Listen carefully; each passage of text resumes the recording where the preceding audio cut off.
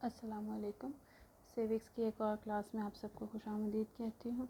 ہمارا آج کا ٹاپک ہے سر سید احمد خان کی تعلیمی خدمات۔ تو اس سے پہلے کہ ہم باقاعدہ طور پہ تعلیمی خدمات کے حوالے سے بات کرنا شروع کریں، میں ایک ٹرائنگل آپ کو سمجھانا چاہتی ہوں۔ بر صغیر میں موجود ایک ٹرائنگل، تو ایک طرف مسلم قوم ہے، دوسری طرف ہندو قوم اور تیسری طرف ہے انگریز قوم۔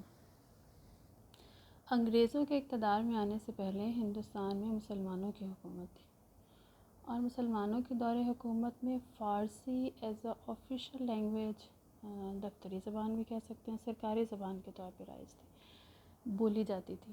انگریزوں نے اپنے آتے ہی دو کام کیے، ایک تو انگریزی کو ایز اے آفیشیل لینگویج رائج کر دیا گیا، اور دوسرا مغربی طرز پر تعلیمی ادارے قائم کرنا شروع کر دیے۔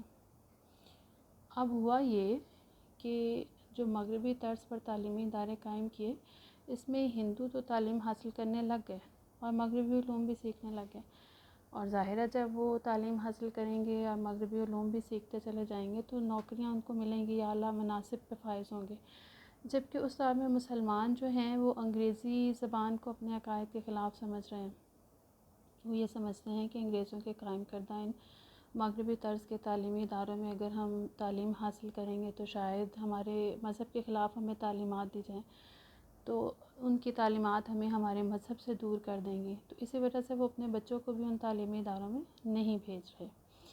تو یہاں پر سر سید احمد خان نے مسلمانوں کی جو غلط فہمیاں ہیں، جو وسوسے ہیں، ان کو ختم کرنے کی کوشش کی، اور پھر مسلمانوں کو یقین دلایا کہ جو مغربی طرز تعلیم ہے وہ ہمارے مذہبی عقائد پر اثر انداز نہیں ہوگی، اور ساتھ ساتھ مسلمانوں کو ہدایت کی، یعنی کہ تلقین کی کہ اپنی تمام تر توجہ تعلیم حاصل کرنے پہ صرف کر دیں۔ اپنے انداز سے وہ مسلمانوں کو تعلیم حاصل کرنے پہ آمادہ کر رہے ہیں، اور یہاں پہ سر سید احمد خان کے لیے دو چیلنجز ہیں۔ ایک، بر صغیر کے اندر اس وقت جو مسلمانوں کی حالت ظاہر ہے اس کو بہتر کرنا، مسلمانوں کو تعلیم حاصل کرنے پہ آمادہ کرنا، اور دوسرا چیلنج یہ ہے کہ 1857 کی جنگ آزادی کے بعد جو حالات پیدا ہوتے ہیں ان میں انگریز قوم جو ہے وہ ابھی بھی غم و غصے میں ہے۔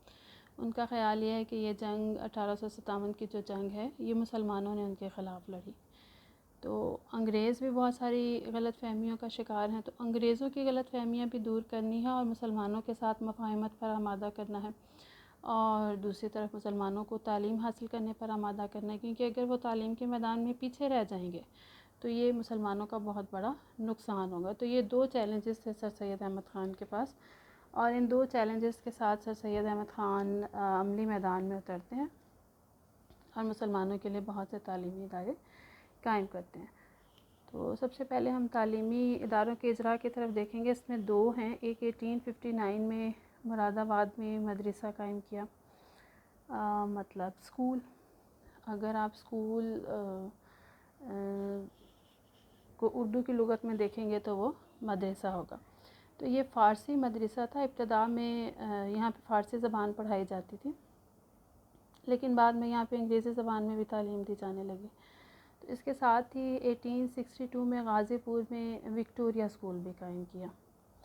تو وکٹوریہ اسکول جو تھا 1862 میں جو قائم ہوا تھا یہ انگلش میڈیم اسکول تھا، یہاں پہ 5 مختلف زبانیں پڑھائی جاتی تھی، ایک عربی، فارسی، سنسکرت، انگلش اور اردو۔ ان 5 زبانوں میں 5 زبانوں کی بھی تعلیم دی جاتی تھی، اور ساتھ میں جو سلسلہ ایک چل رہا تھا وہ تو چل ہی رہا تھا۔ پھر اس کے بعد اگر ہم دیکھیں تو جدید طرز کا جو نصاب ہے اس کو بھی رائج کرنے میں سر سید احمد خان کا بہت اہم کردار ہے۔ 2 طرح سے یہ جو تعلیمی ادارے قائم کیے ہیں ان میں 2 طرح سے تعلیم دی جا رہی ہے، ایک قدیم علوم بھی پڑھائے جا رہے ہیں، پھر ساتھ ساتھ جدید علوم بھی پڑھائے جا رہے ہیں۔ اس دور میں 1869 میں سر سید احمد خان اور ان کے بیٹے جو ہیں وہ انگلستان کا دورہ کرتے ہیں، وہاں پہ آکسفورڈ اور کیمبرج جو یونیورسٹیاں ان کا دورہ کرتے ہیں، تو سر سید احمد خان وہاں پہ دیکھتے ہیں کہ کس انداز سے نصاب پڑھایا جا رہا ہے، تو وہاں سے کچھ اخذ کرتے ہوئے وہ یہاں آتے ہیں اور اسی طرز پہ جدید نصاب جو ہے اس کو رائج کرنے کی کوشش کرتے ہیں۔ یہاں پہ پھر وہ انگریز اساتذہ کرام کی خدمات بھی لیتے ہیں تاکہ مسلمان جو ہے وہ جدید ترین علم سیکھ سکے۔ پھر سائنٹیفک سوسائٹی جو ہے 1863 میں قائم کی جاتی ہے غازی پور کے مقام پہ. پہلے یہ غازی پور کے مقام پہ قائم کی جاتی ہے اور پھر بعد میں علی گڑھ میں یہ منتقل بھی ہو جاتی ہے. اب سوال یہ پیدا ہوتا ہے کہ یہ سائنٹیفک سوسائٹی کیوں بنائی گئی اور اس کا مقصد کیا تھا؟ تو اس کو اس لیے بنایا گیا تھا کہ جتنا بھی جدید علم ہے اس کو انگریزی زبان سے اردو میں ترجمہ کیا جا سکے، کیونکہ مسلمان جو ہیں وہ اردو زبان تو سمجھ سکتے ہیں، انگریزی زبان سے ابھی ناواقف ہیں. تو تعلیم کے میدان میں آگے بڑھنے کے لیے ان کے لیے بہت ضروری ہے کہ وہ علم حاصل کریں، وہ کتابیں پڑھیں. تو چونکہ انگریزی زبان میں نہیں پڑھ سکتے تو اردو میں ان کو ترجمہ کر کے دیا جائے گا. اس میں ہسٹری بھی، لٹریچر سے ریلیٹڈ کتابیں بھی تھیں، سائنسز سے ریلیٹڈ بھی کتابیں تھیں. تو یہ ایک ایسا پلیٹ فارم تھا سائنٹیفک سوسائٹی کا کہ جہاں سے جتنا بھی جدید ترین علم ہے اس کو انگریزی زبان سے اردو میں ترجمہ کیا جاتا تھا. اور پھر بعد میں ایک پریس بھی قائم کیا گیا تھا، جس طرح سے ترجمہ کیا جاتا تھا پھر اس کو پریس کے ذریعے سے شائع بھی کر لیا جاتا تھا. تو اس کے بعد ہے علی گڑھ انسٹیٹیوٹ گزٹ. 1866 میں یہ رسالہ، گزٹ کہہ لیجئے، رسالہ کہہ لیجئے، میگزین کہہ لیجئے، 1866 میں اس کو شائع کرنا شروع کیا جاتا ہے. اور اس کی سب سے اچھی بات اور خاصیت یہ ہے کہ یہ 2 زبانوں میں شائع کیا جاتا ہے، یعنی ایک کالم جو ہے وہ ایک ہی وقت میں اردو میں بھی لکھا جا رہا ہے اور اس کو انگریزی زبان میں ٹرانسلیٹ کر کے بھی لکھا جا رہا ہے. علی گڑھ انسٹیٹیوٹ کے اندر، علی گڑھ انسٹیٹیوٹ گزٹ کے اندر جتنے بھی کالمز شائع ہو رہے تھے ان سارے کالمز کے اندر جو بنیادی موضوع ہوتا تھا وہ بر صغیر کے مسلمانوں کے معاشی مسائل، سماجی مسائل، سیاسی مسائل، کہ کس طرح سے ان مسائل کو حل کیا جا سکتا ہے اور یہ مسائل ہے کس طرح سے ان پہ بحث کی جاتی تھی، بات کی جاتی تھی، نقطہ نظر بیان کیا جاتا تھا. پھر سر سید احمد خان نے بھی اپنے خیالات کے، اپنے نظریات کے اظہار کے لیے اس پلیٹ فارم کو یوز کیا. سیاسی نظریات کے حوالے سے بات ہوئی، مذہبی اور تعلیمی نقطہ نظر کیا ہے سر سید احمد خان کا اور دیگر جو اس وقت اسکالرز موجود ہیں ان کا. تو علی گڑھ انسٹیٹیوٹ گزٹ کے حوالے سے مولانا الطاف حسین حالی بھی ایک جگہ پہ لکھتے ہیں کہ سر سید احمد خان انگریزی خیالات کو ہندوستانی لباس اور ہندوستانی خیالات کو انگریزی لباس میں ظاہر کر کے دونوں قوموں کو ملانا چاہتے ہیں. تو یہ ان کی ایک کاوش تھی. اس کے بعد ہم چلتے ہیں ایم اے او کالج کی طرف.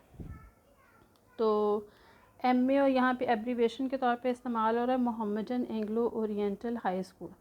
پہلے ہائی اسکول قائم کیا جاتا ہے 1975 1975 میں، پھر 1977 میں اسے کالج کا درجہ دیا جاتا ہے اور یہی پھر 1920 میں سر سید احمد خان کی وفات کے بعد علی گڑھ یونیورسٹی بن جاتی ہے. تو یہ وہ تعلیمی ادارے ہیں جنہوں نے بڑا اہم کردار ادا کیا. تو اب ہم تھوڑی سی بات کریں کہ محمدن ایجوکیشنل کانفرنس کے حوالے سے 1886 میں ایک سیاسی تنظیم سمجھ لیجیے اس کو قائم کی جاتی ہے. یہ وہ پلیٹ فارم ہے جو مسلمانوں کو تعلیمی ذوق و شوق بھی پیدا کر رہا ہے، مسلمانوں کے اندر شعور اور بیداری بھی پیدا کر رہا ہے. تو اسی پلیٹ فارم سے جو ہے وہ نیکسٹ مسلم لیگ جو ہے وہ معرض وجود میں بھی آتی ہے، مسلم لیگ بھی قائم کی جاتی ہے. تو یہ تھی سر سید احمد خان کی تعلیمی خدمات. اب سر سید احمد خان نے جو سلسلہ شروع کیا، جیسے کہتے ہیں نا کہ دیے سے دیا جلتا ہے یا چراغ سے چراغ جلتا ہے، تو سر سید احمد خان کو دیکھتے ہوئے دیگر جو شخصیات، اہم شخصیات ہیں، انہوں نے اپنے اپنے علاقوں کے اندر بھی تعلیمی ادارے قائم کرنا شروع کر دیا. ان میں سندھ میں مسلم مدرسہ ہے، پشاور میں اسلامیہ کالج ہے، کانپور میں حلیم کالج قائم کیا جاتا ہے جو مسلمانوں کو تعلیم کی سہولت فراہم کر رہا ہے. تو یہ تو تھا ہمارا آج کا ٹاپک. انشاءاللہ کل جو ہے وہ ہم نیکسٹ ٹاپک جو ہے وہ معاشرتی خدمات اور مذہبی خدمات انشاءاللہ پڑھیں گے.